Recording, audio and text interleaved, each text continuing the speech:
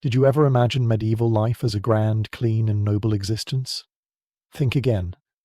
Hygiene was a grim, constant struggle, far removed from any romanticized notions. Tonight, we'll uncover the shocking truths about personal cleanliness, the rudimentary healthcare practices, and the relentless medical challenges of the Middle Ages. From straw beds often shared with animals, to unexpected bathing rituals, and the ever-present threat of illness, medieval people navigated a world entirely different from our own comfortable lives. Settle in for a soothing, boring history for sleep journey, where these unvarnished facts will gently lull you into a peaceful rest. Having just glimpsed the overall landscape of medieval life, our journey now steers us toward a perhaps surprisingly delicate topic: the very act of keeping clean. For those of us accustomed to endless hot water and instant sanitation, the medieval approach to personal freshness presents a fascinating, often contradictory picture. It wasn't merely about convenience. It was a battle fought on several fronts, dictated by ancient beliefs, social status, and even the changing seasons. The popular image of perpetually grimy medieval peasants, while perhaps a convenient narrative for modern storytelling, doesn't quite capture the full truth. While a daily, full-body soap was certainly not the norm for most, it wasn't due to a complete disregard for cleanliness. Instead, a deeply ingrained, though ultimately flawed, medical theory heavily influenced bathing habits across all social strata. Medieval physicians, unlike us with our knowledge of microscopic germs, largely operated under the miasma theory. They believed that foul or bad air was the harbinger of disease, and quite logically to them, that diseases entered the body through open pores. Consequently, frequently washing the entire body, especially with warm water that might cause pores to relax and open, was seen as an invitation for sickness to creep in. This fear transformed cleanliness from a simple act into a cautious, sometimes risky, endeavor. This widespread belief meant that for many, bathing was a rare, almost ritualistic occurrence, often reserved for specific times of the year. Spring, with its symbolism of renewal and fresh starts after the damp, cold winter, was one such time for a more thorough wash. The late summer, perhaps as a moment to cleanse oneself before the demanding work of harvest, offered another brief opportunity. For most, these were not luxurious soaks, but rather quick affairs, often involving a jug of heated water poured over the body, rather than full immersion in a tub. Imagine the effort involved: hauling water from a well or nearby stream, which could be far from pristine, then laboriously heating it over a hearth. This wasn't a casual 20-minute shower. It was a significant household undertaking. Despite the prevailing fear of open pores, there was a fundamental, universal understanding that some level of personal hygiene was necessary. Even the humblest peasant would typically wash their hands, face, and feet daily. These top and tail washes were often done with cold water from a basin or a nearby trough, a practical way to shed the grime accumulated from demanding physical labor. We often forget that medieval life was intensely physical, lived in close proximity to soil, animals, and manual work, making daily grime an unavoidable reality. Hand-washing, especially before and after meals, was considered good etiquette, particularly since cutlery was not yet widely adopted, and people often ate with their bare hands from shared dishes. For those at the very top of the social ladder, like the nobility, the concept of bathing, while still influenced by the same medical theories, manifested very differently. A wealthy lord or lady might enjoy the luxury of a private wooden tub, often padded for comfort. These tubs were sometimes portable, even accompanying nobles on their travels, a testament to how valued this convenience was. Their baths could be elaborate affairs, complete with perfumed soaps, often made from lard or oil mixed with wood ashes, or the more refined Castile soap imported from Spain, and fragrant herbs or dried flowers to scent the water.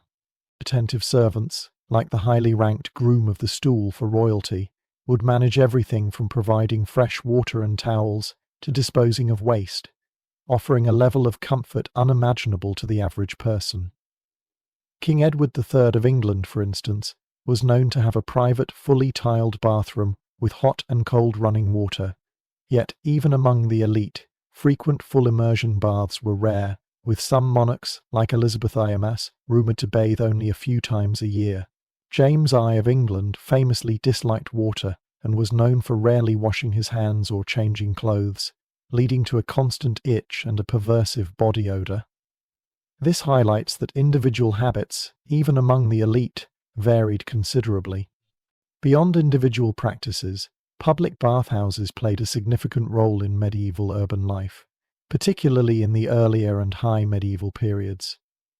These communal spaces, a legacy of Roman culture, were bustling hubs where people gathered not just to cleanse themselves but also to socialize, gossip, eat, and drink. Some, especially in southern Europe, even offered steam rooms and communal tubs infused with aromatic herbs, providing a rare opportunity for relaxation and bodily refreshment. However, as the centuries progressed, the popularity of these communal bathhouses began to wane. The devastating arrival of the Black Death in the mid-14th century, which killed a staggering percentage of Europe's population, fueled fears that communal bathing, and the very act of immersing oneself in water, might somehow spread disease. People, misunderstanding the true microbial origins of illness, became increasingly cautious of sharing water with strangers. Adding to this decline was the evolving stance of the powerful Catholic Church. While some early church authorities saw physical cleanliness as linked to moral virtue, a growing segment, particularly by the later Middle Ages, began to view excessive washing as a sign of vanity or even sexual immorality. Many bathhouses, unfortunately, gained reputations as places for illicit activities like gambling and prostitution, further solidifying the Church's opposition. This led to many public bathhouses being shut down or regulated, with a shift towards more private and modest forms of cleansing.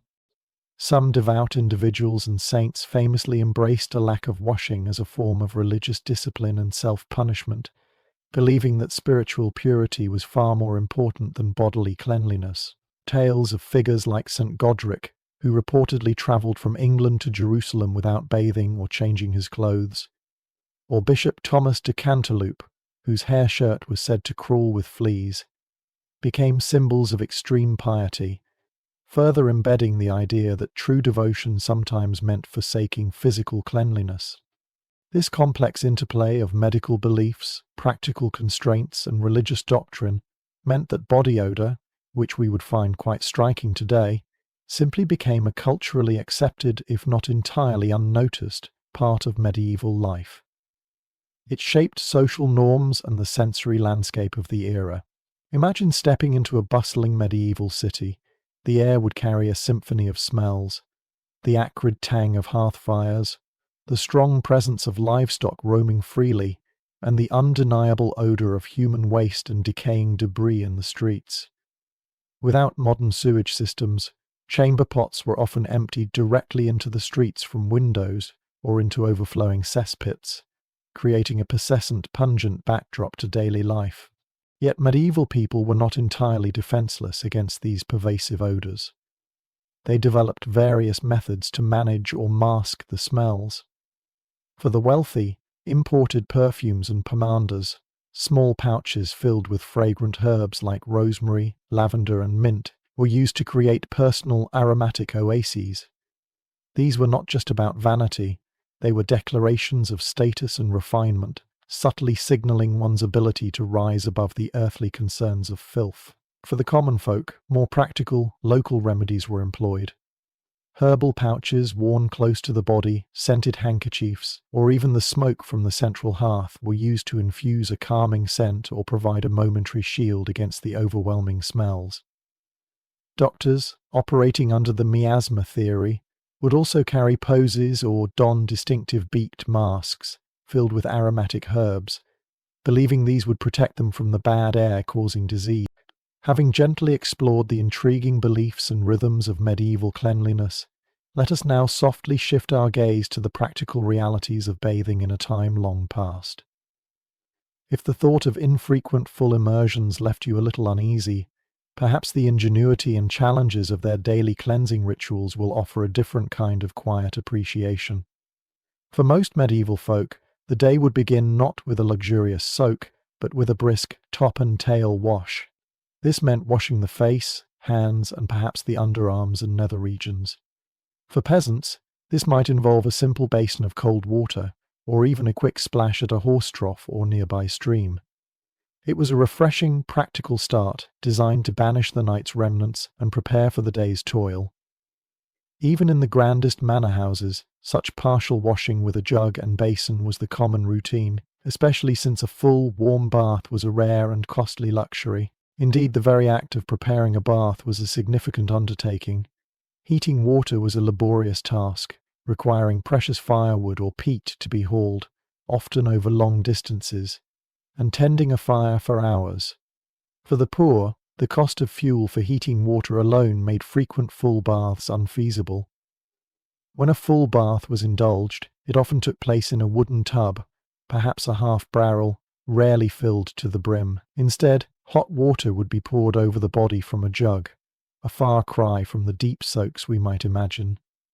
These wooden tubs were prone to leaking, requiring patching with cloth or bark, and their proximity to open fires posed a constant safety risk.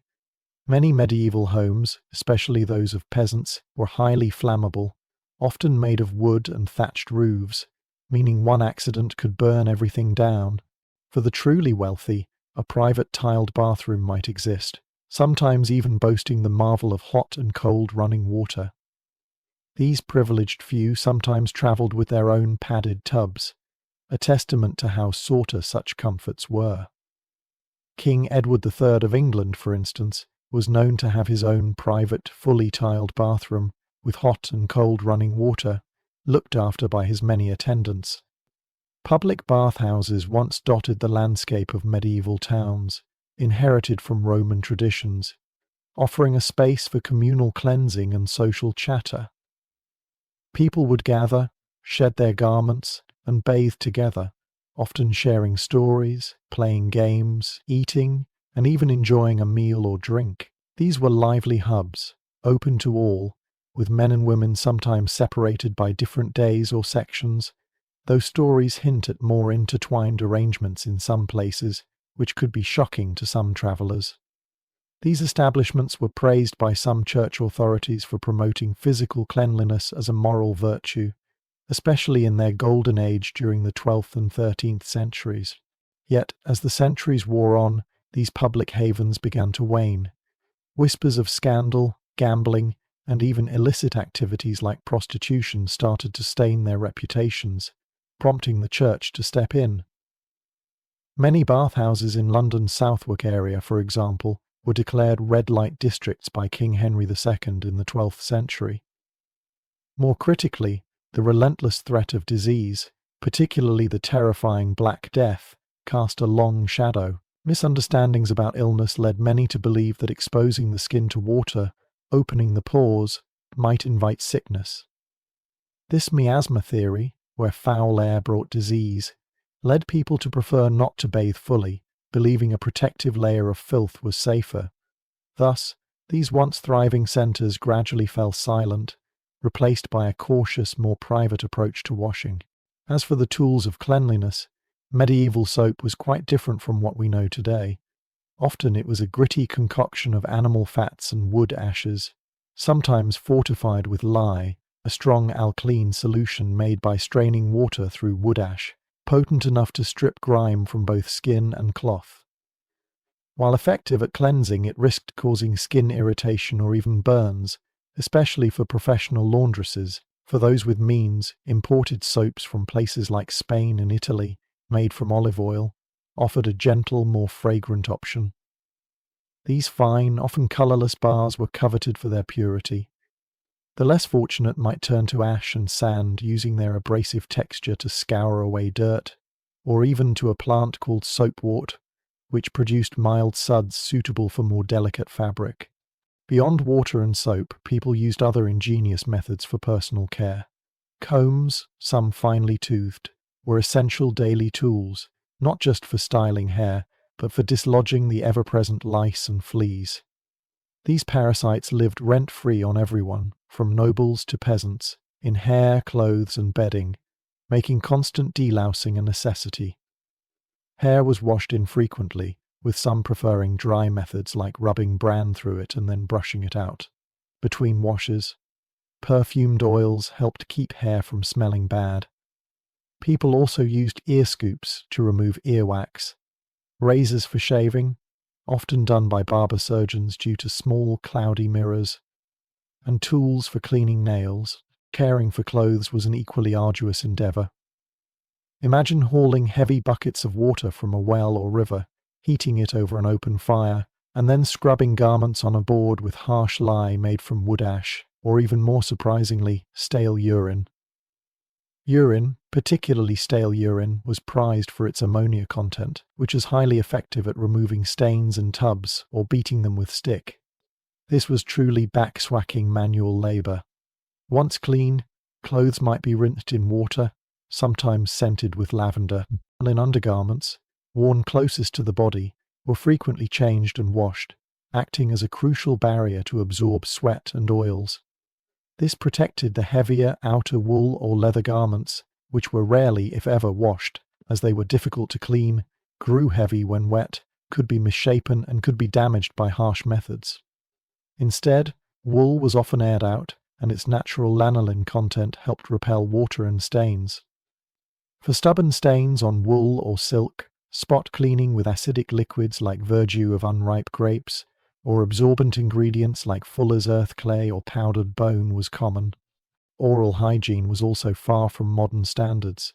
There was no toothbrush, no toothpaste, and no floss. People cleaned their teeth by picking out food bits, chewing on hazel twigs, or rubbing them with small pieces of wool cloth. Some might rinse their mouths with wine or vinegar. Despite these efforts, cavities were rampant, gums were swollen, and decay was common. Toothaches were a constant companion. Dentists as we know them didn't exist. Instead, barber surgeons, who also cut hair, performed tooth extractions with iron hooks and zero anesthesia. Bad breath was simply a pervasive reality of medieval life. The disposal of human waste was another significant challenge. Chamber pots were the common household solution, kept under beds and emptied, often directly out of windows and into the streets below. A shout of Gardaloo might precede the deluge. This practice, though sometimes illegal and subject to fines, was common in many towns. In castles, garderobes served as private toilets, essentially holes in a stone seat that dropped waste directly into the moat or cesspit below. While seemingly sophisticated, these created drafts that carried foul odours back into the castle. Public latrines, often communal, offered little privacy beyond rudimentary partitions. For wiping, medieval people used whatever was available: straw, leaves, rags, moss, or hay. The result of all this was a city environment that was notoriously smelly. Streets were open sewers, filled with human and animal waste, rotting food, and general debris. Butchers, for example, often dumped animal entrails and blood directly outside their shops. The pervasive stench led people to carry small pouches of fragrant herbs, called posies or pomanders, to hold under their noses, serving as a medieval version of air fresheners. The undesirable but essential job of cleaning out cesspits fell to professional labourers known as gong farmers or sewer hunters. These individuals often worked at night, and the smell clung to them so intensely that they were often shunned from public gatherings, despite being paid well. Practical difficulties were compounded by geography and resources. Rural areas often faced water shortages or relied on difficult-to-access wells and streams. Urban dwellers contended with highly polluted rivers and wells, which also served as main waste disposal channels. The physical burden of hygiene often fell to children and servants, who were tasked with transporting water. Heavy rains or floods could cause severe disruption to the sanitation system, contaminating water supplies and spreading disease. Regional variations in hygiene practices existed. Southern European regions, influenced by their Roman heritage, tended to maintain communal bathing traditions longer than northern communities. Northern areas, with their harsher climates, often adopted more reserved practices. Some towns, like Nuremberg in Germany, were notably cleaner, even boasting portrayed as Rufzen. They were known to bathe every Saturday, comb their hair daily, and regularly change their clothes, using razors, tweezers, ear scoops, and lye-bathed soap for hair and beards. Having gently explored the intriguing beliefs and rhythms of medieval cleanliness, moving from the often solitary acts of daily washing to the grander, albeit rarer, spectacle of a full bath, let us now softly shift our gaze to the communal pulse of medieval life, and specifically to those fascinating public spaces where hygiene, society, and sometimes a little bit of scandal all met. Imagine, if you will, a time when the very act of washing could also be a vibrant social occasion. Indeed, early medieval Europe saw the continuation of public bathhouses, establishments that harked back to the grand traditions of Roman ingenuity. These weren't just places to get clean, they were bustling hubs, much like the local tavern or market square, where people gathered not only for a scrub but to exchange news, ideas, and perhaps a bit of friendly gossip. In towns and cities, these communal spaces thrummed with activity, offering warm water, steam rooms, and shared tubs, often infused with aromatic herbs, designed to soothe both body and spirit. Nuremberg, for example, a town celebrated for its cleanliness, boasted an impressive 14 public baths. Men and women would frequent these establishments, sometimes in separate sections or at different scheduled times, though it wasn't unheard of for more mingled arrangements to occur, to the occasional shock of foreign travellers who might witness such open displays of shared bathing. They were, in essence, a medieval version of going to the pub, a place where people would undress, gossip, play games, eat, and drink together. For a time, during their golden age in the 12th and 13th centuries, public bathhouses were celebrated. Church authorities even advocated for their use, seeing physical cleanliness as a path to moral virtue. But as the centuries wore on, a different narrative began to emerge. Whispers, then murmurs, and finally outright shouts started to tarnish their once gleaming reputation. These lively hubs, it turned out, were not always centres of pure rectitude. They became increasingly associated with gossip, scandal, and what polite society delicately termed extracurricular activities. Gambling, prostitution, and other illicit affairs began to stain their public image.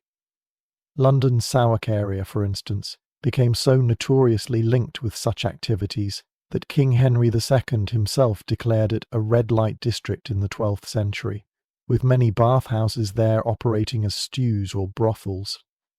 An Italian traveller, it is said, was utterly horrified to find men and women bathing together in Germany, clad only in flimsy linen shifts, a sight considered quite scandalous.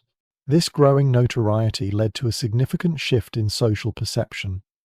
While the lower classes continued to frequent these baths, finding in them not just a place to wash but a vital community gathering spot, the nobility began to distance themselves.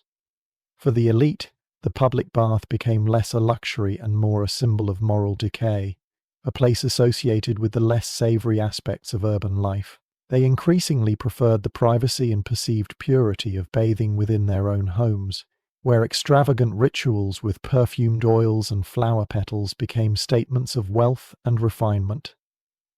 A wealthy lord might even travel with his own padded bath for extra comfort. Such was the desire for private indulgence. This widening gap meant that public baths, once accessible to all, gradually became seen as establishments primarily for the common folk, further solidifying their less respectable image. This created a stark contrast in social practices, with the rich retreating into private opulence, while the poor navigated the dwindling public spaces that, despite their tarnished image, still offered a crucial communal escape from the daily grime. The Church, ever vigilant over matters of the soul, played a pivotal role in this transformation. Clergy, already holding the view that excessive worldliness encouraged sinful pride, began to actively condemn public baths. For many religious figures, physical cleanliness, especially if involved public nudity or led to lascivious thoughts, was a sign of vanity and sexual immorality, a distraction from the true path of spiritual purity.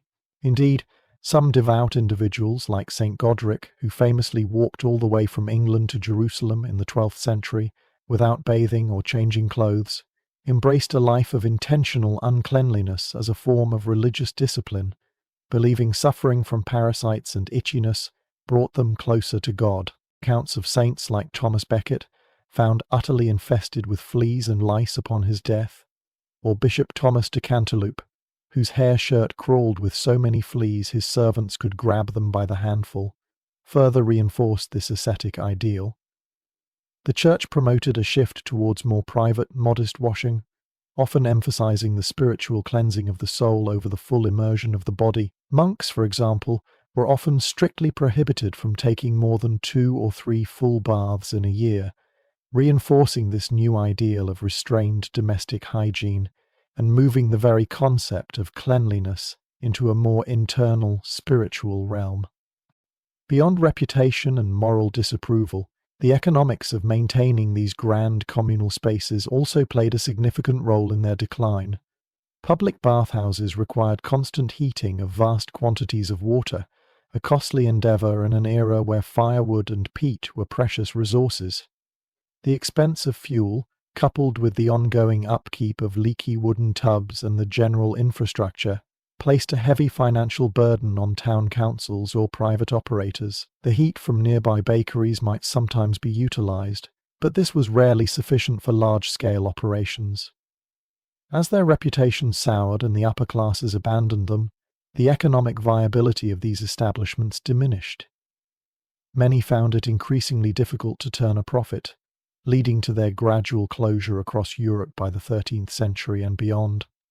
This left the burden of hygiene increasingly to individual effort, often performed with cold water and limited resources in the privacy of one's humble home, a stark contrast to the grand public affairs of previous centuries. And then a chilling shadow fell across Europe: the Black Death. While medieval understanding of disease was rooted in the miasma theory, the widespread belief that foul air spread sickness, the terrifying speed and scale of the plague instilled a profound, visceral fear of contagion. The idea that opening one's pores through bathing might invite illness, or that communal spaces were breeding grounds for unseen maladies, gained frightening traction. People, in their desperation and misunderstanding, came to believe that exposing their skin to water could actually allow sickness to. This misinterpretation of how illness spread served as a devastating blow to the already struggling public bathhouses. Fearful populations, believing a protective layer of grime was safer than exposing their skin, largely abandoned these once thriving social centres.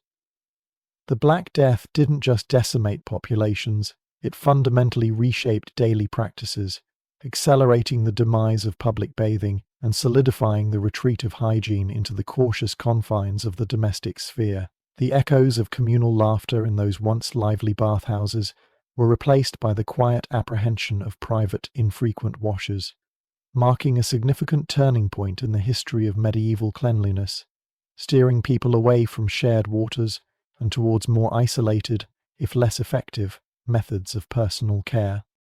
In the quiet twilight of the Middle Ages, the once vibrant communal bathhouses, filled with the warmth of water and human connection, faded into memory, victims of changing social norms, religious doctrine, economic pressures, and the devastating, misunderstood threat of plague.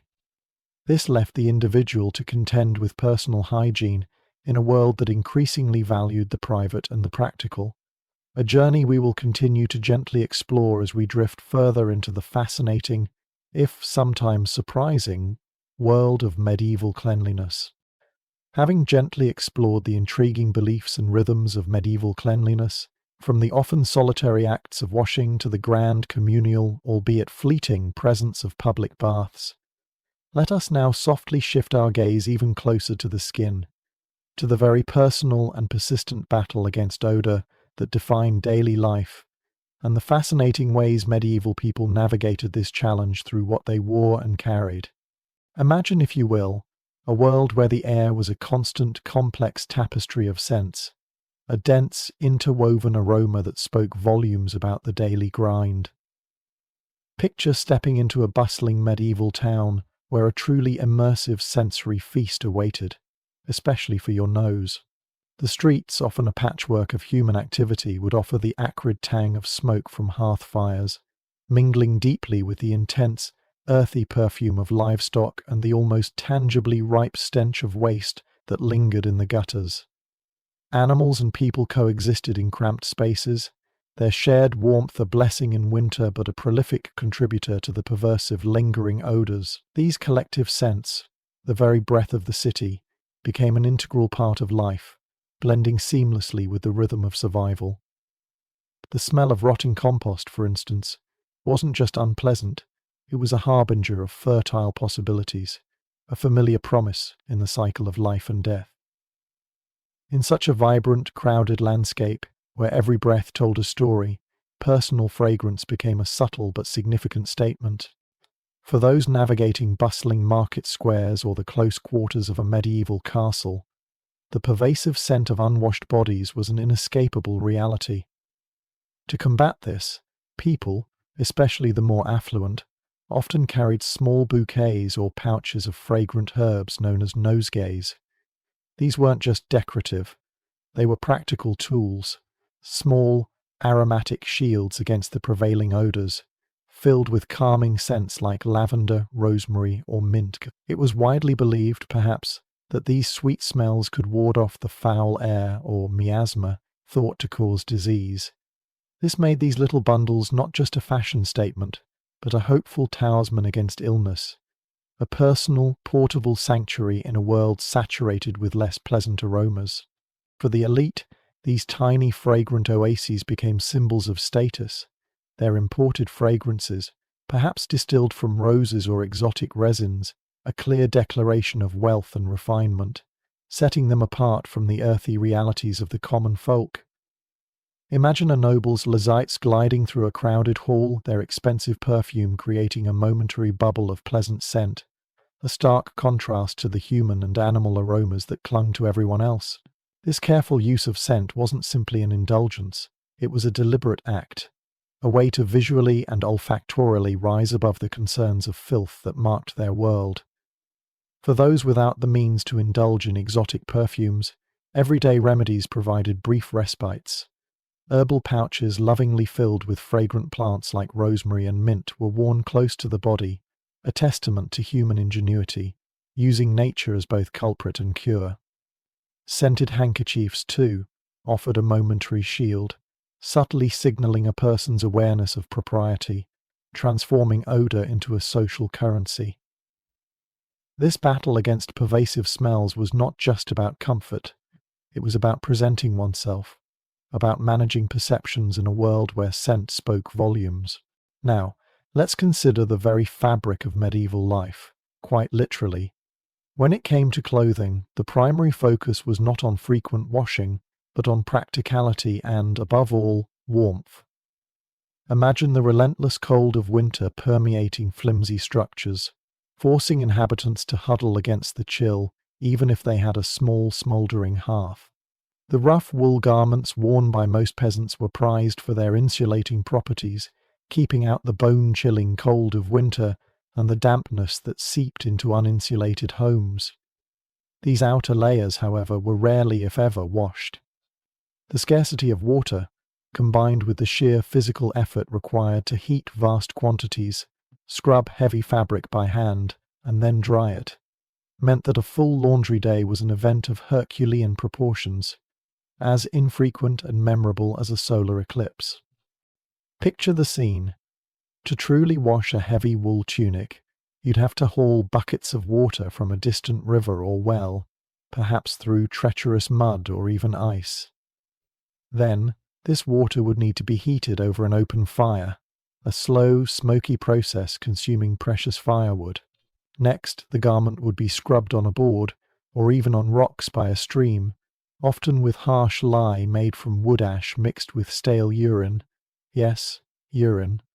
Prized for its ammonia content, which was surprisingly effective at cutting through grease and stains. After relentless scrubbing and beating with wooden paddles, a process that served as the medieval equivalent of your washing machine's agitation cycle, the sodden, heavy fabric would need to be wrung out by hand, a backspacking task that could take 2 people. Finally, it would be spread out to air dry, dependent entirely on the capricious medieval weather. If it turned wet, you were, quite simply, screwed. Underwear was, shall we say, optional for some. But for those lucky enough to have them, the humble linen undergarment was a secret weapon in the medieval wardrobe. Unlike the coarse, scratchy wool, linen was softer, lighter, and crucially, far more absorbent. Worn closest to the skin, these linen chemises or shifts acted as a vital barrier, soaking up sweat and body oils before they could permeate the outer wool. While still not washed daily, these linen layers allowed for more frequent changes than the outer garments, offering a small but significant reprieve from the constant itch and grime. Linen in particular laundered beautifully and became softer with each wash, a stark contrast to wool's aversion to water. These undergarments were a testament to medieval ingenuity, absorbing what would otherwise invite a more intimate acquaintance with dirt and the tiny, tireless companions of fleas and lice that were, unfortunately, a universal part of medieval existence, whether rich or poor. Imagine the constant itching, the raw skin, the scalp a battlefield of bites, all part of the daily reality for everyone, from noble to peasant. No washing machine, no soap, and absolutely no dry cleaner in sight. Instead, a daily battle waged with ingenuity and a stoic acceptance of constant discomfort. The properties of wool itself played a fascinating role in this approach to cleanliness. Unwashed wool, you see, retained its natural lanolin, a waxy substance that made the fabric naturally water-resistant and somewhat self-cleaning, repelling dirt and moisture. This was incredibly practical in damp climates, offering a protective layer against the elements. Indeed, a medieval text from 1267 specifically warned, with a charming touch of medieval wisdom, that a clean wool cloak is a cold wool cloak.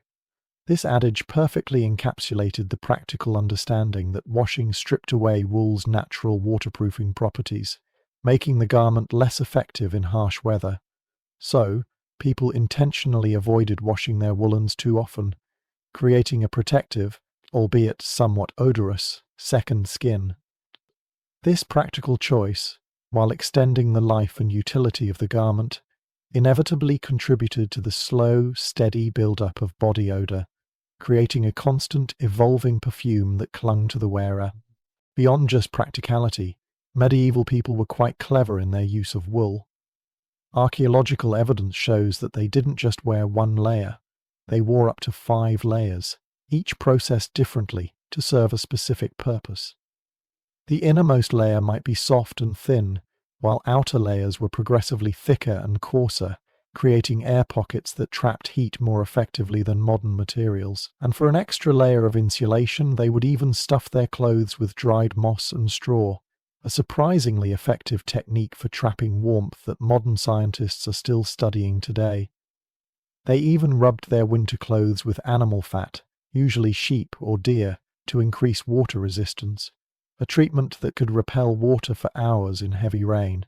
This interplay of clothing, body odor, and washing habits starkly highlighted the profound social stratification of medieval society, a reality that permeated every aspect of life, even the very air people breathed.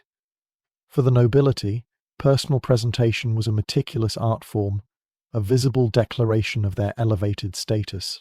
They lay at fine wools with luxurious, often imported perfumes and scented oils, creating an illusion of sanctity and superior status, a deliberate attempt to distance themselves from the common muck. Their lavish baths, when indulged in, were spectacles of opulence, complete with fragrant petals and artisan-crafted tubs. These were less about daily cleanliness in the modern sense and more about ritual, a sensory experience designed to reinforce their wealth and refinement. Consider Elizabeth I, the famous Queen of England, who was rumoured to bathe only 4 times a year, whether she needed it or not. To mask her bad breath, often a consequence of rotten teeth from a diet rich in imported sugar, she would place a perfumed handkerchief in her mouth before receiving guests. And her successor, James I, famously detested water and rarely changed his clothes, leading to constant itching and a vile body odour that became almost legendary. For these monarchs, Cleanliness was a political performance, a show of status rather than a routine hygienic practice. Meanwhile, the peasants, bound by the harsh realities of their daily struggle, relied on single, unwashed layers of rough wool, their hygiene a testament to their resilience and resourcefulness, rather than their luxury. Imagine the pervasive, earthy aroma of a peasant home, a subtle blend of stale beer, human sweat, goat, and something you prayed wasn't mold, but deep in your soul probably was. Scented candles hadn't been invented, and even if they had, they'd likely just melt on the dirt floor, adding little to the fragrant symphony of daily life. Their floors, often strewn with straw, served multiple purposes: insulation, comfort, and absorption of spills, but over time these layers would accumulate grime, animal droppings, and other unpleasantries, becoming a breeding ground for pests. Sleeping arrangements also painted a vivid picture of this disparity. While nobles might have padded beds for comfort, even their servants often shared beds in groups of 4 to 6. Peasants, however, experienced communal living on a different scale entirely. Imagine lying in a hay-filled corner beside the hearth, waking up in a freezing one-room home that you shared not only with your entire family, parents, children, grandparents, and sometimes even a random cousin who just never left, but also with your pig and chickens. Privacy was a foreign concept. There were no separate bedrooms, no curtains, no me time. This group sleeping, in fact, was a survival strategy, using shared body heat to brave the cold nights, so common that villagers even had sleep inspectors, who would fine families for inefficient sleeping arrangements, like leaving gaps between sleepers. This class-based disparity in hygiene wasn't just about personal comfort. It was a visible manifestation of the profound social divisions that permeated every aspect of medieval life, from the very clothes on their backs to the air they breathed. It was a world where a monster of stink described the River Thames, and where even workers with the unfortunate title of gong farmers, elected human waste from cesspits at night, smelled so bad they weren't allowed in public gathering places. In this environment, survival often trumped pristine cleanliness, and the accumulated grime became a grim badge of honor, showcasing the ceaseless labor and hard-won resilience of the common people. As the sun sets on our exploration of medieval clothing and its fragrant challenges, we can perhaps appreciate the quiet, almost resigned ingenuity of a people who battled odors not with modern conveniences, but with herbs, resourcefulness, and a resilient adaptation to their often grim reality. And so, after navigating the bustling, fragrant tapestry of medieval towns, where the air told stories of daily life and human perseverance, and having taken comfort in the fact that at least sometimes people tried their best to smell, a more intimate, persistent challenge often awaited as dusk settled. The battle against unpleasant odors might have been partially won with aromatic herbs and carefully chosen fabrics, but the true, unending skirmish was against the tiny, tireless inhabitants of the medieval world itself, the ubiquitous, the tenacious, the utterly inescapable lice and fleas. Imagine, if you will, the quiet hue of a medieval home as the sun dipped below the horizon, painting the single room in hues of fading amber. The day's arduous labor was done, the maigre meal consumed, and perhaps by the flickering light of the hearth, a new kind of evening ritual would begin.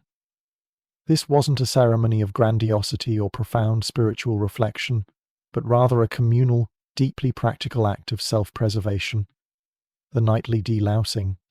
For in the Middle Ages, these tiny adversaries knew no boundaries of status or wealth.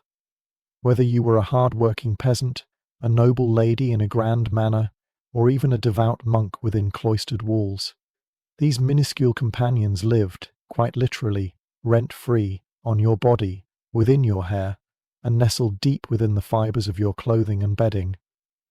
Everyone, it seemed, was an unwitting host. The primary line of defense against this microscopic invasion was surprisingly simple, yet endlessly laborious. The comb. Not just any comb, mind you, but fine-toothed contractions, often meticulously carved from bone or wood. These delicate instruments were run through hair, painstakingly strand by strand, or scraped across the surface of worn garments, attempting to dislodge the stubbornly clinging pest. It was a shared endeavour, a familiar tableau in many homes, where family members would gather, taking turns to comb through each other's hair, a communal ritual that, while certainly a chore, also spoke to the intimate bonds of shared hardship. There might have been quiet jokes exchanged, or perhaps simply the comfortable silence of a task endured together. Even little ear scoops, often carried on chains around the neck, were not just for earwax, but for cleaning under fingernails, all part of the constant vigilance against these unwelcome settlers. While many medieval chroniclers, often with their own biases, depicted the general populace as perpetually grubby, some cultures stood out for their comparatively rigorous hygiene. Take the Vikings, for instance. Despite their reputation for being rough and ready warriors, historical accounts, particularly from Christian chroniclers who perhaps expected them to be less civilized, noted their surprising dedication to cleanliness. They were said to bathe every Saturday, a weekly immersion that was, for many, a radical departure from the norm. This practice, combined with their use of lye-based soaps not just for cleansing but also for bleaching their hair and beards to fashionable look at the time, inadvertently gave them an advantage in the battle against lice. The lye, a strong alkaline, would have helped to keep their scalps and facial hair remarkably free of the very pests that plagued their less frequent bathing Anglo-Saxon neighbours. It was a fascinating, if accidental, side benefit of both custom and vanity. Despite these efforts, however, true eradication of lice and fleas remained a persistent dream. The reality of medieval living, with its often crowded, single-room dwellings and shared sleeping arrangements, meant that infestations were an almost constant battle. Imagine a family, parents, children, perhaps even grandparents, all sharing a single large bed platform, often layered with straw changed perhaps only twice a year. This straw, no matter how many herbs like basil or lavender were mixed in, was precautionary for vermin's tours, was a perfect storm of warmth, shelter, and easy access to new hosts. One person's infestation quickly became everyone's, and the cycle, like a relentless medieval song, simply continued, day in and day out. And speaking of cleanliness, how exactly did medieval people tackle laundry? Forget the bubbling whir of a modern washing machine, or the comforting scent of fabric softener. Medieval laundry day was a Herculean effort, a full-body workout that put every muscle to the test. And for some of the most stubborn grime, particularly on linen undergarments, which unlike their wool counterparts, were regularly washed, they turned to an ingredient that might make our modern noses wrinkle: stale urine. Yes, you heard that right. Urine. Specifically, stale urine, which, when left to ferment, became wonderfully rich in ammonia. This natural chemical, a powerful degreaser, was the secret weapon in the medieval laundry arsenal. Imagine the scene: a large wooden tub, perhaps by a stream or a well, filled with soiled linens. Into this a mixture of white ash. The combination would create a harsh lye, a solution capable of cutting through the accumulated grease, sweat, and stains that clung to the fabric. It was effective, undeniably so, thanks to its strong chemical properties.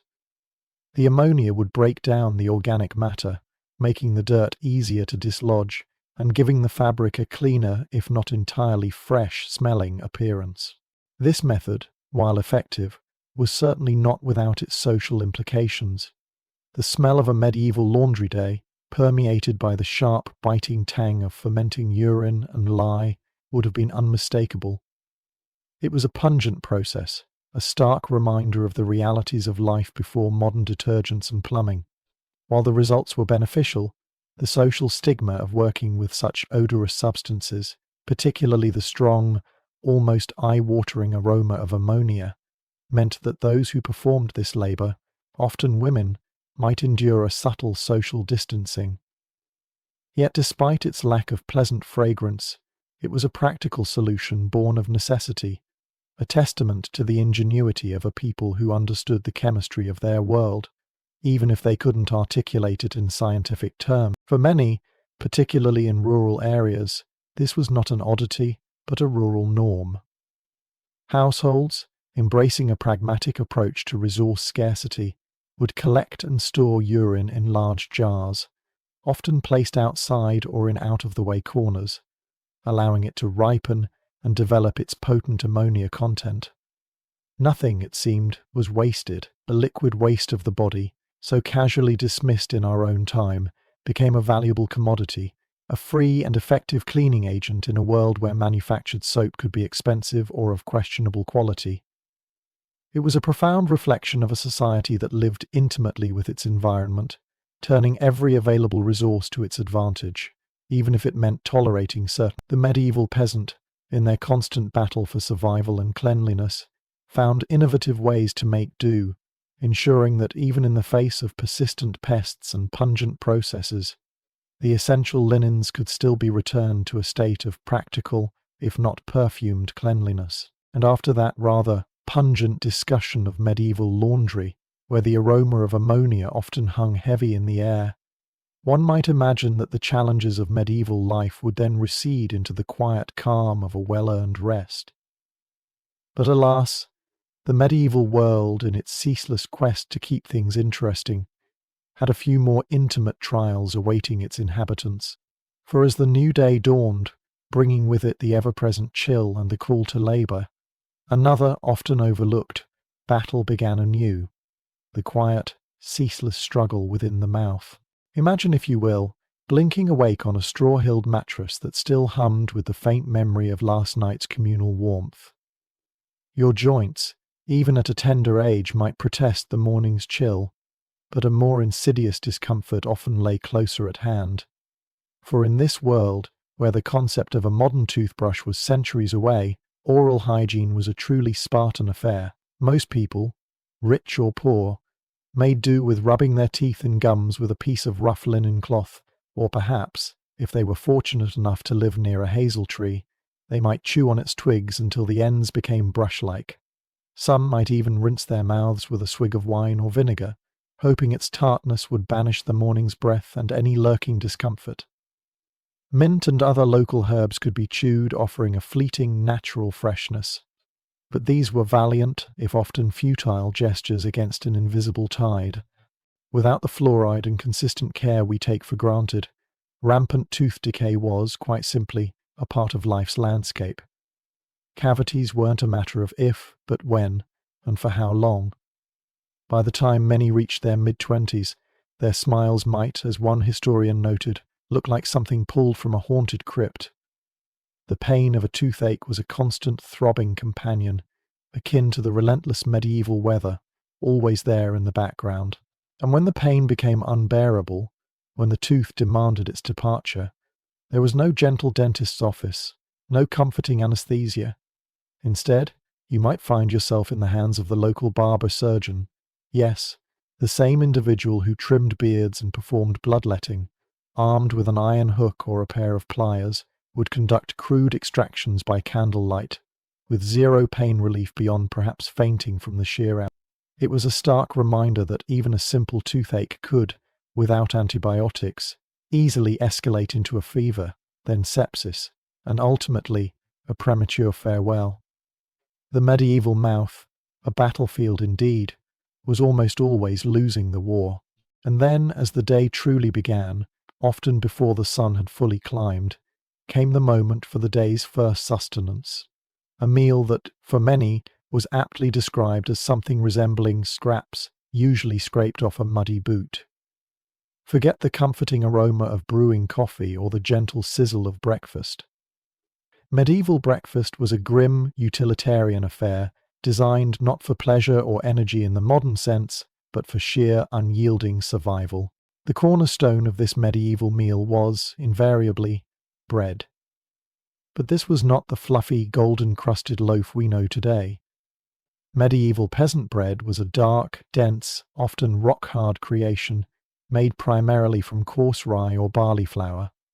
The best wheat, after all, went to the nobles and clergy who could afford it.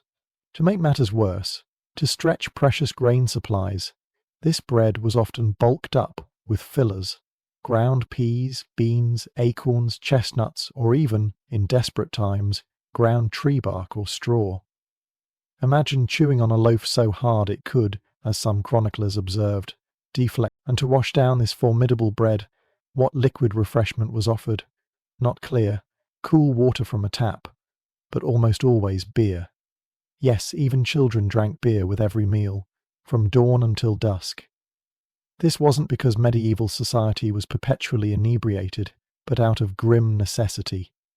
Most water sources, rivers, streams, wells, were teeming with parasites, bacteria, and human or animal waste. Drinking it was a gamble, often leading to debilitating illnesses like dysentery and typhoid. But the brewing process, unbeknownst to medieval folks, involved boiling the water, which accidentally killed harmful germs, making the low-alcohol small beer a far safer, if less exciting, choice. It was a potent, if accidental, solution to a deadly problem, ensuring that at least the day's primary liquid sustenance wouldn't immediately hasten one's demise. This weak ale also provided valuable calories and a much-negated morale boost in a life defined by hardship. Without refrigeration, food spoilage was a constant, silent menace, especially during the warmer summer months. Meat, if one was lucky enough to acquire it, often the less desirable, awful bits, had to be eaten quickly or preserved through heavy salting or smoking, processes that altered its taste and texture dramatically. Dairy products like fresh milk spoiled in hours, so fermented buttermilk or hard cheeses were more common. Every meal therefore carried an inherent risk, a gamble against the unseen processes of decay that played out constantly in every larder and cooking pot. And then there were the truly insidious threats, the invisible assassins lurking within the daily diet. One of the most terrifying was ergot poisoning, caused by a fungus that grew on rye, the very grain that formed the backbone of the peasant diet. This naturally occurring hallucinogen, containing compounds similar to LSD, could transform a simple meal into a living nightmare. Entire villages might experience mass hallucinations, painful muscle spasms, convulsions, and even death from what was known as Stantonose fire. Imagine entire communities afflicted by dancing epidemics, where people would seemingly dance uncontrollably for hours or days, collapsing from sheer exhaustion, injury, or worse. In its gangrenous form, ergotism restricted blood flow, leading to intense burning sensations and the eventual loss of limbs. It was a horrifying testament to the hidden dangers of the food chain, often mistaken for divine punishment or even witchcraft, sparking fear and suspicion among neighbours. Beyond the visible menace of pests and the hidden dangers of fungi, another more intimate threat often resided within the body itself. Parasitic worms. Given that human and animal waste was frequently used as fertilizer on fields, and sanitation practices were rudimentary at best, it was an unfortunate reality that eggs from roundworms and tapeworms could easily survive in the soil and find their way into the food supply. Chronic illness, digestive upset, and nutritional deficiencies were the silent, long-term consequences of this intimate, unavoidable relationship with the earth, a daily, internal battle for health. And so, the medieval breakfast, a thick, often bland and watery pottage, was a theatrical soup, made from whatever grains and root vegetables were available, simmering for days, or the even thinner gruel, essentially one step above consuming boiled water with a spoon, was a daily reminder of life's stark realities. It filled the belly, yes, but rarely satisfied any other human desire. It was a meal that defined the boundaries of existence, where every bite was a testament to the unyielding struggle for survival, a quiet, humble, yet utterly deathly breakfast. And so, as the faint light of a medieval morning began to filter through the cracks in the walls, revealing the straw-strewn floor and perhaps the lingering scent of last night's gruel, one might imagine a moment of quiet reflection. After the constant, intimate battles against the ravages of poor diet, rampant tooth decay, and the ever-present threat of food poisoning, it's only natural to wonder, how did people cope when true illness struck? What was their understanding of the very forces that governed health and sickness within their own bodies? The answer lay not in microscopes or germ theory, but in a profound, centuries-old framework, a tapestry woven from ancient philosophy and deeply held spiritual beliefs. For the medieval mind, the human body was a delicate, interconnected system, a microcosm reflecting the greater harmony of the universe. And central to this understanding was the venerable four humours theory. Imagine, if you will, the body as a finely balanced internal landscape, sustained by four essential fluids: blood, phlegm, yellow bile, and black bile. This concept, inherited from the wisdom of ancient Greece, became the bedrock of all medical thought and practice throughout the Middle Ages. Each humour was linked to specific qualities, hot or cold, moist or dry, and associated with particular organs, temperaments, and even seasons. Black bile, for instance, was considered hot and moist, tied to courage and the spring.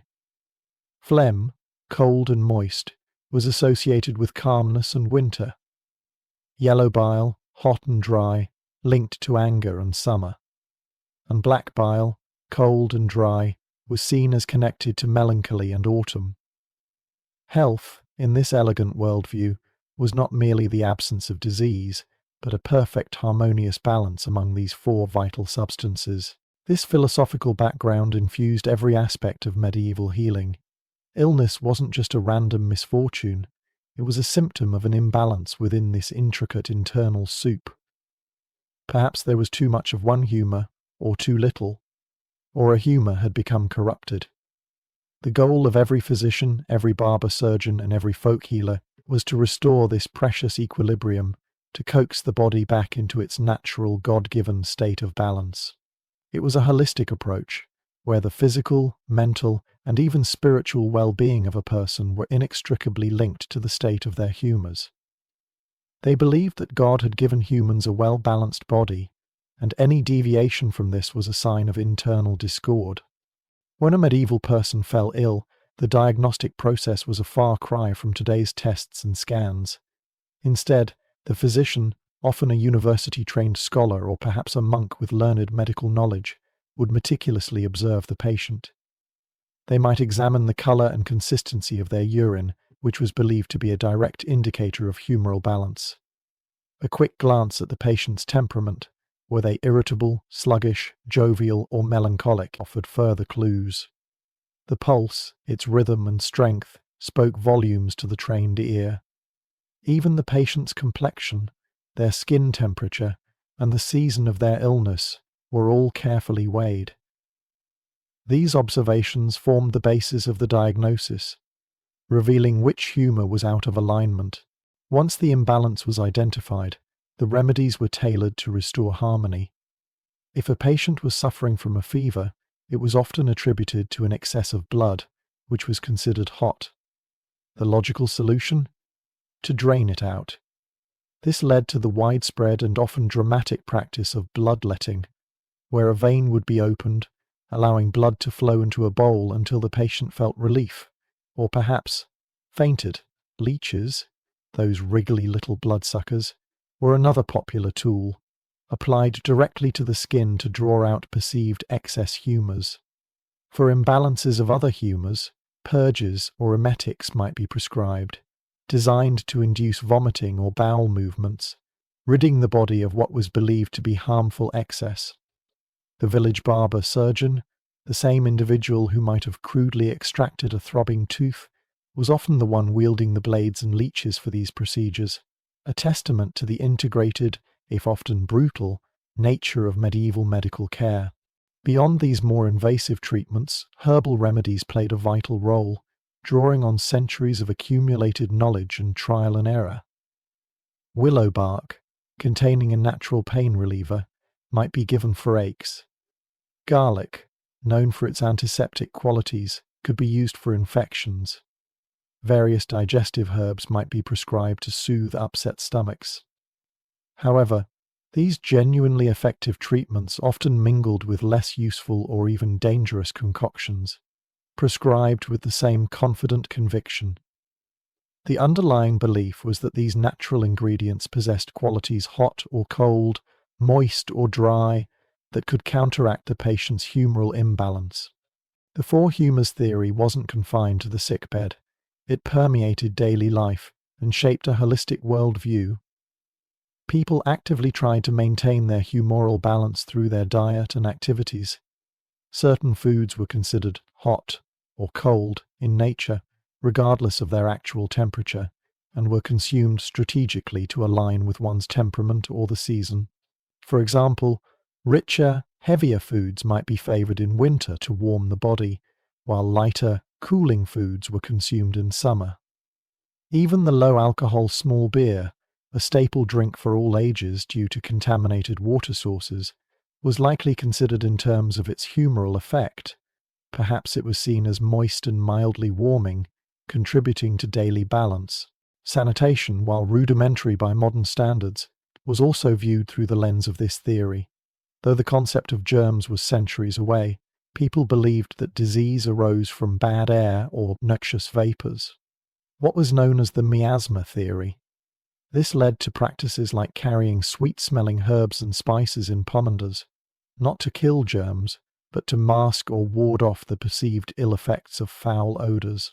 Cleanliness, too, was implicitly linked to humoral balance, though not always through frequent full-body bathing, which some believed could open pores and let disease in.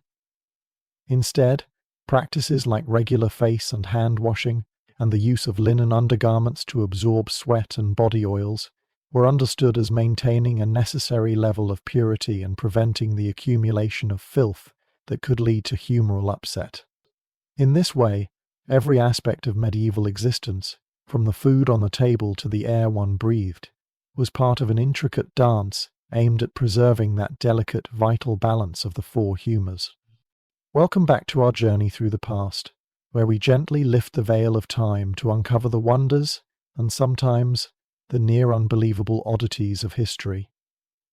Last time we pondered the four humours theory, those invisible flows that medieval physicians believed governed health and illness. But when these humours, like an orthoson out of tune, began to clash, what did people do to bring them back into harmony?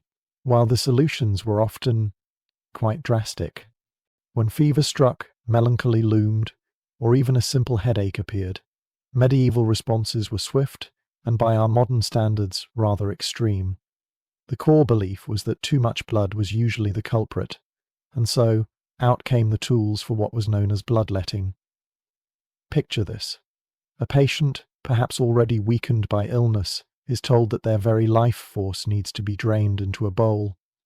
Not exactly a job for the faint of heart, either for the patient or the practitioner. Often the person holding the blade wasn't a doctor in the way we think of them today, but a barber. Yes, the same man who trimmed your beard and cut your hair might also be performing minor medical procedures, including bloodletting. He might use a dull blade or even a worn-out surgical knife to open a vein. The reasoning behind this? Rooted in the humoral theory, too much blood meant imbalance, and drawing some out would supposedly restore harmony. This wasn't a rare or desperate measure. It was a common remedy for nearly everything from high fever to a broken leg, or even as routine prevention. Its popularity was astonishing, and if sharp metal wasn't your thing, there were livelier, squirmier alternatives. Leeches. These blood-sucking parasites were seen as tiny, self-operating filters, placed on the skin to draw out the bad blood. Can you imagine? Some medical texts even recommended using up to 70 leeches at once for certain conditions. Sounds a bit itchy, doesn't it? The faith in bloodletting was so strong that doctors of the time, often with unwavering confidence, would declare, "You have too much blood, let me fix that," and proceed to do just that. Yet the results were rarely miraculous, often making patients even weaker. Now, if bloodletting was the gentler method of humoral adjustment, then surgery was the blunt force tool, and often terrifying. Imagine suffering a fracture or a severe wound in medieval times. Doctors were often barber surgeons, not highly trained specialists, but more like craftsmen, learning through hands-on experience rather than formal medical theory. They might set bones or even amputate limbs, but here, the sleepy story turns a bit grim. These surgeries were done without modern anesthesia. Pain relief might amount to nothing more than a strong drink, or simply the bliss of unconsciousness brought on by extreme agony. Imagine the same man who trimmed your beard now using an iron hook to pull out your molar by candlelight, with no anesthetic in sight. There were no sleeping pills for you. And what about hygiene? Well, the concept of tiny, disease-causing germs was still centuries away. Surgical tools might be heated over a fire, not to sterilize them, but perhaps because they looked more intimidating that way, as one source wryly put it. The grim truth? These knives and instruments might not have been washed since, well, possibly the Crusades.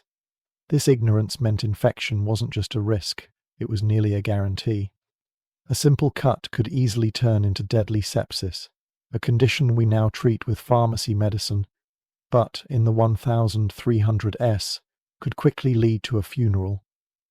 Surviving the treatment was often as hard as surviving the disease. Beyond sharp blades and hungry leeches, medieval medicine offered a wide array of remedies, though not all were effective. For the average peasant, access to university-trained physicians was rare and expensive. Instead, they relied on local healers, midwives, or even monks who had picked up bits of medical knowledge alongside their religious training. The ingredients for these remedies often came straight from nature, and some were surprisingly reasonable. Herbal medicines, passed down through generations, often from mother to daughter, held a crucial role. Many plants did have real medicinal properties.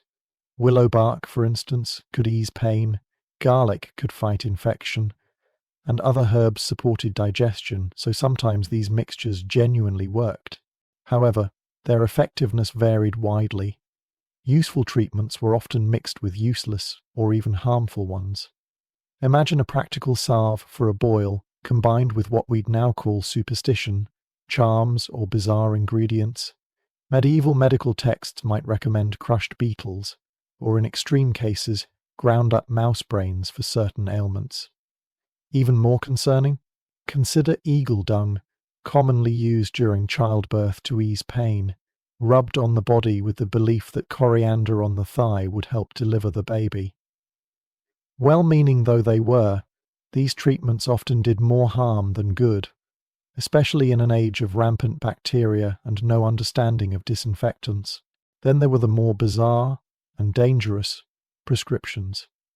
Mercury, highly toxic, was sometimes given for various conditions, including syphilis. Intended as a cure, it often led to poisoning, killing patients faster than the disease itself. Their prescriptions came with no warning labels. Side effects were always, might kill you quicker than the illness. Many treatments were based on the miasma theory, the idea that disease came from foul air and bad smells. That's why people carried aromatic herbs or pomanders under their noses, a sort of medieval air freshener to block out the truly awful stench of cities and unwashed bodies. The irony, of course, was that while they feared bad air, they had no idea about the real, invisible bacteria making them sick. And yet, in a testament to human ingenuity, they sometimes stumbled on effective practices without understanding the science. For example, they knew pouring wine or vinegar on wounds helped. They didn't realize it was the alcohol or acidity killing germs. They just knew it worked. The world of medieval medicine was a layered mix of roles and training levels. At the top were learned physicians, often university educated, who studied ancient texts in Latin, especially works by Galen.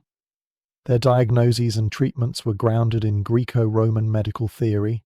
They might inspect urine colour, feel the pulse, or consult astrological charts to determine the best treatment. These were the elite, but their methods, though intellectually rigorous for the time, were often no more effective than folk remedies when confronting sweeping epidemics like the Black Death. Beneath them were the barber surgeons, a practical and essential class of medical practitioners. As we've seen, they handled the hands-on procedures, tooth extractions, setting bones, and of course bloodletting. Their knowledge came from direct action, not medical theory. They saw the harsh realities of medieval life up close. And then there were the folk healers, often women, especially midwives and herbalists. Their knowledge was empirical, passed from generation to generation, blending practical observation with local tradition and superstition. They were often more accessible and affordable than university-trained doctors, especially for ordinary people. Monks and nuns also played key roles. Monasteries often served as hospitals, offering care and shelter to the sick and the weak, often at no cost. The confidence of medieval doctors, regardless of training, was remarkable. One might compare it to modern politicians' confidence, with similar success rates, when facing truly deadly plagues. The truth is, places like Milan and Bohemia sometimes escaped outbreaks relatively unscathed, not thanks to advanced medical intervention, but due to geographic isolation, crude quarantine efforts, or simply luck. Life in the Middle Ages, especially when it came to health, was a daily test of survival. With a limited understanding of the human body, no concept of germs, and only a handful of effective treatments, every illness, from a cold to a high fever, could be life-threatening. Yet amidst the uncertainty and harsh realities, there was also astonishing resilience, and a tireless human pursuit of knowledge, even when that knowledge was occasionally tinged with a bit of magic. And with that, you may now close your eyes and let these tales of medieval medicine drift you off into a quiet night's sleep. So we've journeyed through the intriguing, if sometimes unsettling, world of medieval treatments like bloodletting, and even the sharp bite of a surgeon's blade. But as the shadows lengthen and the fire crackles softly, let's turn our attention to what led to those drastic measures, and the ultimate, undeniable truth of life in the Middle Ages. Mortality itself. It's a somber thought, perhaps, but even in the darkest of times, there's a quiet wisdom to be found in understanding how people faced their daily realities. In those long ago days, when a medieval physician looked upon a patient, their diagnoses often wandered far from what we would recognize today. Imagine, if you will, a learned doctor, perhaps one who had studied ancient texts in Latin at a great university, arriving at a bedside. Their wisdom often led them to declare with a grave sigh that your illness was likely due to an imbalance of your four bodily humours: blood, phlegm, yellow bile, and black bile. These humours were believed to be intrinsically linked to everything from the elements to the seasons and even the planets, making medical diagnosis a rather cosmic affair. But beyond these internal soup dynamics, another powerful, unseen force was often blamed: miasma. This was the belief that foul, unhealthy air was the true culprit behind sickness. It wasn't about tiny, invisible germs, but about bad smells lurking in the air, waiting to cling to you and bring about disease.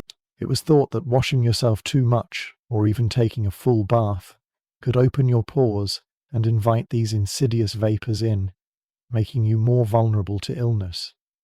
So, while the idea of a refreshing bath might seem appealing to us, for them it carried a tangible, frightening risk. And if the miasmas weren't enough to explain why someone was ailing, there was always the divine.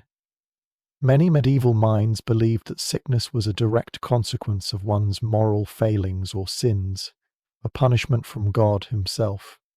A stomachache, for instance, might be attributed to sinful thoughts, and a serious fever to an angry deity. This perspective meant that when a person fell ill, their spiritual well-being was often considered paramount, even more so than their physical condition. It wasn't uncommon for a physician to admonish a sick person to first call for a cleric, the physician of souls, believing that once spiritual health was restored, any bodily medicine would be of greater benefit. There was a quiet yet profound implication that the sick person was somehow to blame, their outward appearance a reflection of an inner immorality. Given such understandings of disease, the treatments sometimes took surprising, even startling forms. Beyond the more common practices we've already discussed, one might find themselves prescribed remedies like crushed beetles, or perhaps even toads or spiders, believed to absorb the bad air that caused illness. Imagine the quiet determination, the desperate hope, as these remedies were prepared and applied. But truly, the blending of medicine with faith was seamless. As physical treatments were administered, spiritual healing was equally, if not more, vital. Priests would offer fervent prayers at the patient's bedside, and if the ailing person's condition worsened, the last rites were often given. It was a deeply held belief that if a patient miraculously recovered, it was nothing short of God's divine pity that had saved them. For some, especially those seeking atonement or a higher spiritual plane, embracing dirt and rejecting worldly comforts was even seen as a path to sanctity, a unique form of martyrdom. So, in a time when a simple ailment could become a death sentence, faith offered not just comfort, but a perceived pathway to healing and, ultimately, salvation. These diagnostic theories and treatment approaches had profound implications for mortality rates, shaping the very fabric of life and loss. Childhood, for instance, was a perilous journey. Heartbreakingly, nearly half of all children in medieval Europe didn't live to see their 5th birthday. Many succumbed to illnesses that we now easily treat, such as whooping cough, measles, dysentery, and other respiratory infections. Malnutrition and contaminated water sources also played a significant role, weakening their immune systems and making them highly vulnerable. It's a sobering thought that parents often waited years before allowing themselves to become too emotionally attached, a testament to the constant awareness that their children might not see their next birthday. And for women, childbirth itself was a leading cause of death, a dangerous gauntlet that many did not survive. This tragically high infant and maternal mortality significantly skewed the average life expectancy, which hovered around a mere 30 to 40 years for the general population. Those who survived these early challenges often lived longer, but their bodies were typically worn out by the time they reached their mid-20s, creaking like an old door from years of relentless physical labor. Then, like a dark shadow stretching across the continent, came the Black Death. This devastating bubonic plague, which peaked between 1347 and 1351, was a catastrophe of unimaginable scale, wiping out a staggering 30% to 50% of Europe's population wherever it took hold. It thinned out entire villages, leaving behind a haunting silence where bustling life once thrived. The disease, caused by the bacterium Yersinia pestis carried by fleas on rats, manifested with flu-like symptoms, swollen lymph nodes, gangrene, and vomiting of blood, often leading to death within a week. The rapid spread of such epidemics was tragically facilitated by the prevailing conditions of the time. Sanitation systems, as we understand them, were almost non-existent. Streets frequently served as open sewers, brimming with human and animal waste. Chamber pots were routinely emptied out of windows into the streets below, a common practice that painted the urban landscape with a constant, pervasive stench. This lack of proper waste disposal, combined with contaminated water sources and the sheer density of people living in close proximity, created ideal breeding grounds for disease. The absence of understanding about germs meant that personal hygiene, such as frequent hand washing, was not emphasized, and the very act of bathing was often avoided due to the fear of disease-carrying vapors. Furthermore, the very networks that facilitated trade and connectivity across Europe inadvertently became superhighways for disease. As merchants, pilgrims, and armies moved across the continent, they carried not only goods and ideas, but also the silent, deadly cargo of contagion. In the early centuries, there were virtually no effective quarantine measures in place to halt the relentless march of these plagues. It was only much later, often in the wake of immense suffering, that communities began to implement rudimentary public health measures, such as holding householders responsible for cleaning their immediate surroundings or establishing early forms of refuse collection. But for much of the medieval period, the casual movement of people and goods, coupled with a fundamental lack of sanitary understanding, created a perfect storm for epidemics to sweep through populations with terrifying speed and devastation.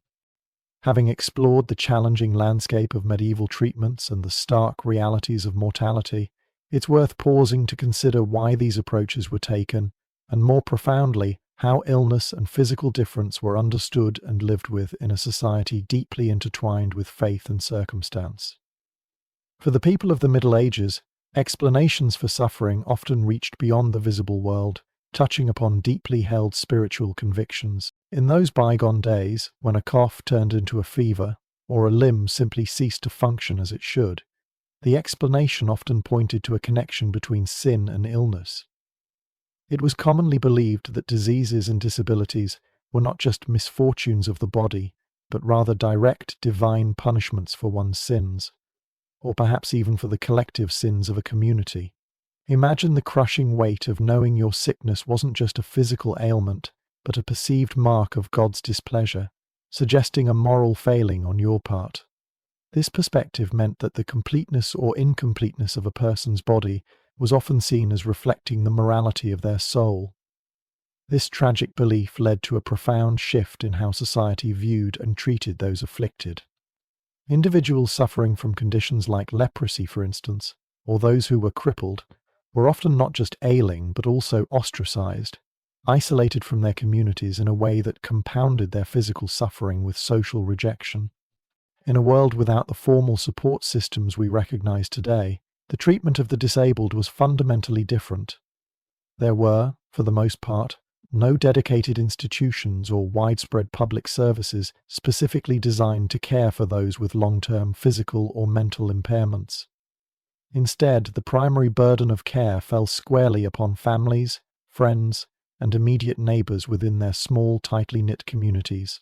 If you were unable to work or care for yourself, your survival depended almost entirely on the compassion and capacity of those around you. Medieval society also lacked a unified concept of disability as we understand it today. Rather, impairments were described in very specific, often blunt terms. One might be referred to as the dumb, the deaf, or the cripple, each term pointing to a particular physical limitation without a broader, overarching category. This lack of understanding and compassion sometimes led to remarkably cruel public pastimes. Imagine, if you can, the marketplace not just as a hub of commerce, but as a stage for human suffering. In one chilling instance, documented in 1425 Paris, blind men were forced to participate in public spectacles, a form of cruel entertainment. These spectacles often involved placing 4 blind men armed with sticks. The grim purpose was not so much to kill the pig, but to watch the blind men injure one another as they flailed about, a perverse amusement that reflected a deeply ingrained societal indifference to their suffering. The accused were even paraded through the streets beforehand, advertising the cruel show to draw in as many onlookers as possible for the next day's performance. However, amidst these harsh realities, there were also significant attitude shifts that began to bring a glimmer of compassion. Towards the end of the 12th century, a pivotal change began to emerge, notably inspired by figures like St. Francis of Assisi, who lived from 1181 to 1226. St. Francis nursed lepers and passionately preached a message that encouraged cherishing those for whom Christ died, emphasizing that God lived in every nearest neighbor and every man. This philosophy marked a turning point, inspiring monastic orders, both monks and nuns, to actively care for the sick, the infirm, and strangers as a core part of their Christian duty. These religious houses gradually expanded, offering shelter, food, and nursing care, initially for a single night, but often extending for longer periods until the individual either recovered or, sadly, passed away. By the end of the Middle Ages, this shift had led to the establishment of numerous hospitals and almshouses across Europe, like the 35 in London and 9 in Canterbury, some specializing in specific conditions such as leprosy or blindness, while others offered more general care. Despite these burgeoning acts of charity, disease continued to fuel social tensions, often leading to blame and scapegoating. Lepers, for instance, who were already often seen as morally tainted, faced further exile and accusations of spreading disease, particularly during the terrifying outbreaks of the Black Death in the 14th century. The of infection could unleash waves of hatred, resulting in arrests and even executions on trumped-up charges. as seen in the tragic slaughter of lepers in southern France in 1321. This climate of fear also extended to other marginalized groups. The Jewish community, for example, often invited into cities to provide financial services like lending money, later became targets of intense resentment due to debts, and were cruelly accused of blood libel, the false accusation of ritually murdering Christian children. Such baseless accusations were further inflamed during plague outbreaks, with Jews frequently scapegoated for the spread of the disease. This dark period culminated in events like the abolition of the Great Synagogue in London and the eventual expulsion of all Jews from England in 1290, illustrating how communities could be discarded once they were no longer seen as useful, or when fear overshadowed reason. In a strange twist of medieval societal dynamics, being disabled could, paradoxically, offer a unique advantage, particularly when it came to seeking charitable support. While the able-bodied poor often struggled to find assistance, disabled individuals were frequently viewed as objects of pity and compassion, thereby gaining precedence in receiving alms and Christian charity. An account from an old blind man in Aix province, France, highlights this curious reality, as he stated that being blind was worth more to me to be deprived of it than to have it, because his condition ensured that none will repulse me, rather they hasten to attend to my needs. If he regained his sight, he explained, he would be old and weak but no longer an object of pity, and thus would be unable to beg effectively.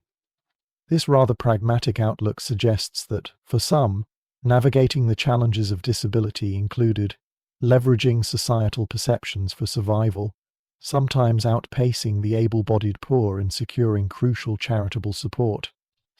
After spending time imagining how medieval people viewed illness and physical challenges, sometimes with surprising cruelty, other times with burgeoning compassion, it's worth stepping back to see the full canvas of their daily existence. For them, every sunrise was an invitation to a relentless struggle, a test of endurance against forces we rarely consider in our modern lives. Imagine waking not to soft sheets and gentle alarms, but to a straw mattress shared with more than just your family, perhaps a few uninvited fleas and lice, constant companions for rich and poor alike.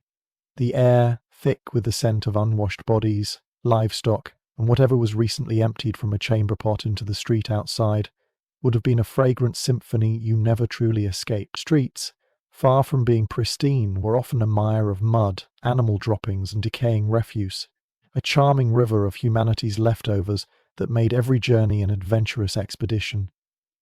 To navigate this, one might have needed elevated wooden patterns, or to simply hop from strategically placed stone to stone, trying desperately to avoid soaking your feet in what you prayed wasn't mold. This pervasive filth wasn't just an inconvenience, it was a fundamental aspect of medieval life, largely due to a profound lack of understanding about hygiene and limited resources. Boiling water for a full bath was a luxury most couldn't afford more than a few times a year, leading to the rather charmingly misguided belief that washing actually opened your pores to disease. Instead, most made do with quick splashes from a basin, focusing on the visible parts of the body, while undergarments, changed slightly more often, bore the brunt of daily grime. When clothes were washed, it often involved harsh lye made from ash and, yes, stale urine, then vigorously trampled or beaten in a river, turning laundry day into a truly Herculean task. Even the most basic necessity, water, was often a silent killer. Streams and wells, beautiful though they seemed, were frequently contaminated with human and animal waste. This is why, rather pragmatically, everyone from toddlers to grizzled old peasants routinely drank weak ale or beer, Roterback ale brewing process, unbeknownst to them, boiled away the harmful germs, making it a far safer option than water itself. And then there was the food. Forget your balanced modern diet. Medieval meals were a monotonous dance with survival. Pottage, a thick, perpetually simmering stew made of whatever grains and root vegetables were available, was the ultimate waste not, want not dish, often kept going for days if not weeks. Bread, a cornerstone of the diet, was typically a dense, dark affair made from rye or barley, often containing gritty bits of stone from the grinding process, or even fillers like sawdust or bark during lean times. And sadly enough, the rye itself could be susceptible to a fungus called ergot, leading to terrifying hallucinations, convulsions, and even death. A chilling reminder of how easily the very sustenance that kept them alive could also be their undoing. Yet, despite this relentless barrage of challenges, medieval people were not simply victims of their circumstances. They were masters of adaptation, inventors of ingenious solutions, and weavers of tight-kitted communities that offered a crucial lifeline against the harshness of their world. Their homes, often partially dug into the ground and constructed with wattle and daub, a mixture of twigs, clay, straw, and yes, manure, were surprisingly effective at retaining heat, sometimes staying a full 10 degrees warmer than surface dwellings in winter. Low ceilings and tiny windows weren't just architectural quirks. They were deliberate design choices to trap precious warmth. When the communal bread ovens fired up, they weren't just baking loaves, they were heating the entire village. A clever dual-purpose system that brought both sustenance and warmth. For colder nights, they huddled together, families and sometimes even animals in shared beds or platforms. This wasn't just about intimacy. It was a calculated survival strategy, leveraging communal body heat to ward off the biting cold, with precise sleeping positions and even sleep inspectors ensuring no precious warmth was wasted. Their clothing, often unwashed wool, was layered strategically, not out of fashion, but because the natural lanolin in the wool provided a degree of water resistance, and multiple layers created insulating air pockets. In their constant struggle against disease, while lacking modern science, they still devised practical remedies. Herbalists knew the properties of many plants, providing some effective treatments, and the universal presence of lice led to specialized combs for their removal. Faced with dietary limitations, they perfected food preservation techniques like salting, smoking, and fermentation, and understood instinctively the caloric needs for their grueling labor, often consuming thousands of calories daily from their dense pottage and bread. Beyond mere survival, medieval people found profound solace and strength in their faith and in each other. The church was not just a building, but the very rhythm of their lives, structuring their days with prayer bells and holy days. It offered a framework of meaning, a moral compass, and the promise of salvation beyond the earthly toil. Family was the bedrock, with multiple generations often sharing a single room, creating an unbreakable bond of mutual support. And even amidst the muck and the misery, they found moments of joy, laughter, and connection. Public bathhouses, before their decline, were vibrant social hubs.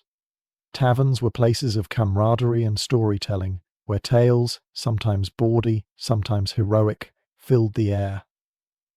They celebrated, they danced, and they sang, finding simple pleasures in shared experiences, proving that the human spirit, stubborn and resilient, can always make space for light, even in the darkest of times.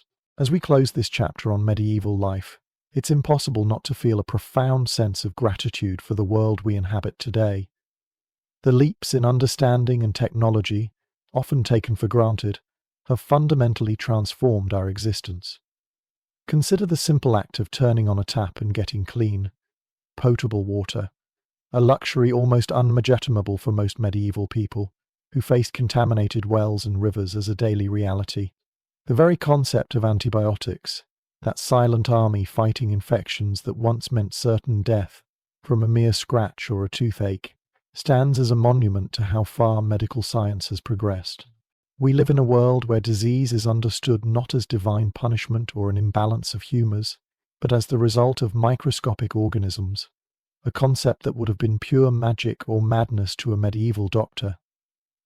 Our average life expectancy, soaring far beyond their 30 or 40 years, is a testament to vaccines, sanitation, and a level of medical care that would have seemed miraculous, from memory foam mattresses to climate-controlled homes, from readily available fresh food to the privacy of our own bathrooms.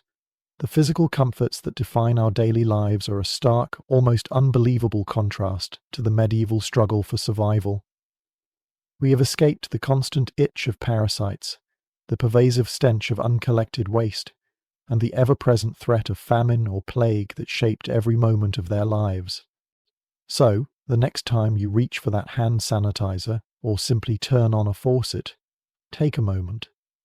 Pause. Remember the grit, the ingenuity, and the unyielding endurance of our ancestors who navigated a world infinitely tougher than our own. Their struggle, their survival, and their capacity for joy amidst such hardship laid the very foundations for the comforts we enjoy today. They lasted a day, and then another, and another, building the world that eventually led to ours. And that, in itself, is a truly remarkable story.